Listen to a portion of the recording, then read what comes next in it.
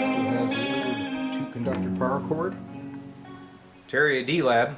And in the shop today, I've got a Gibson GA-9 little practice amp. This thing's very unique. It runs a 5Y3, a 6SJ7 for the preamp, and it's got paralleled 6V6 output tubes. This one's in excellent condition, cosmetically. I have not turned it on yet. And it came with the original paperwork and schematic. So, before I'm foolish and fire this thing up and watch it explode, we're going to open it up, give it a good inspection, and see if it's safe to power. Here it is, the Gibson 9. Let's take a look at it before I open it. Cosmetically, it looks great. Flip it around. Still has the old 2-conductor power cord. You can see the Jensen in there. Tubes hanging out. So now let's get this back panel off and see what surprises await us. Back panel is removed. You can see nobody's been in here for a while. Got some cobwebs hanging out there on both sides. Some little dust bunnies hanging out down here in the bottom. Speaker's pretty dusty, but the cone looks good. Right? Tubes are all old stock. Looks like we got some RCAs here. GE, another RCA. Now, chassis wise, you can see that somebody in the past changed out the filter caps, which is a good thing. However, you really don't want to do it this way, right?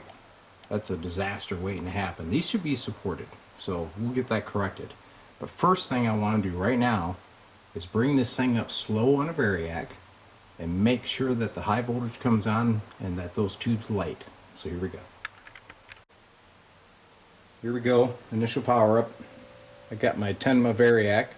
Right now we're at 0 volts, so we have 0 amps, right? Bring her up to say 25 volts. And then let's swing over here. I got my meter watching the output of the 5Y3 rectifier.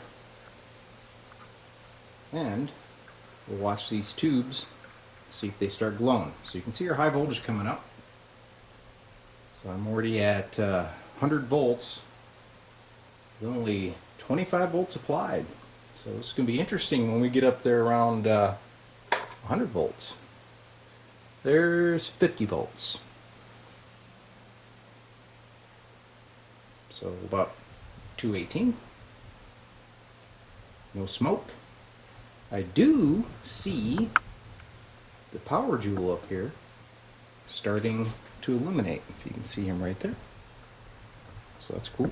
Means my 6-volt filaments are probably okay. Okay, here we go. There's about 80 volts input.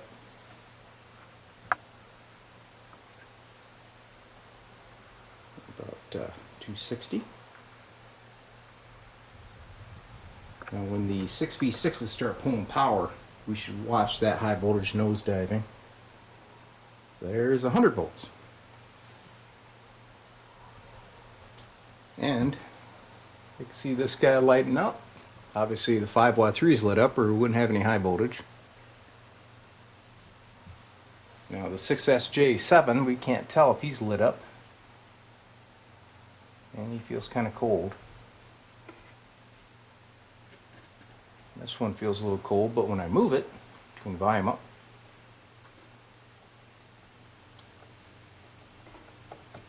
Okay, I'm starting to get some hiss out of the amp. Good thing.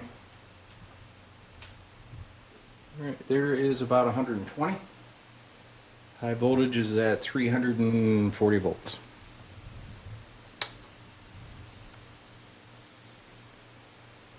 Okay, this 6V6 is warm, so that's good. And the preamp tube is warming up too. So I bet you this amp is operational. Let's put a signal in it. Well, I hooked up a little audio generator. Look at there, we got a tone. I'm not going to crank it up, but it is working. Next step, let's put a scope on it and see what the sine wave looks like. Scope is connected across the speaker leads, and we use the audio generator. Take a look at the sine wave. You can see it's nice and clean. So I would say all this amp needs is a cleanup. We'll remount these filter caps, check the tubes, and it's good to go. To secure these filter caps, I'm going to install a couple terminal boards on the chassis and mount these on the boards and then run wires to the locations that they need to go to. Then I spotted these old paper caps. We're going to change that too. And there's a 20 microfarad cap up here, and we know that that's probably dried out, so now's the time to change it. Then I'll talk to the owner and see if he wants me to change out the power cord to a grounded type. So there's the chassis removed. You can see the power transformer, a little bit of dust there. Back to the speaker. See, the cone looks really good, just a little bit of dust.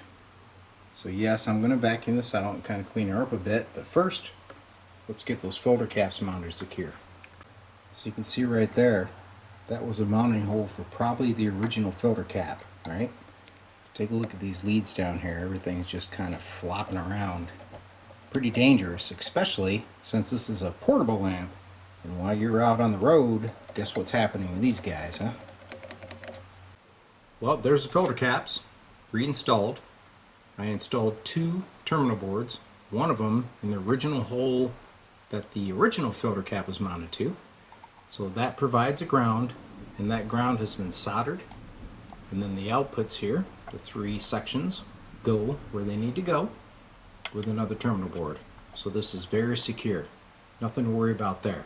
Now, let's change out these troublemaker caps here. And then I'm going to check all the resistors and we'll fire it up. So here's the tubes under test in my Amplitrex AT1000. You can see the 6V6s are in great condition. So pretty much all this amp needed was some tidying up, a little cleaning, and she should be good to go for the next owner. So here we go. Everything is all repaired, it's looking good, nice and secure. Got the scope back on with the audio generator. Let's look at the sine wave. Look at that baby. Clean as a whistle. This little Gibson GA-9's ready. So another successful mission at D-Lab Electronics. I revived an old Gibson GA-9. And you know what I get as a reward? Watch this. No, I don't want any beer. This.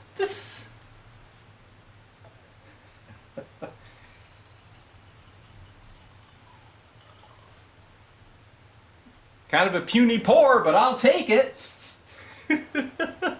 Love you, sweetie. Love you too. There you go, people.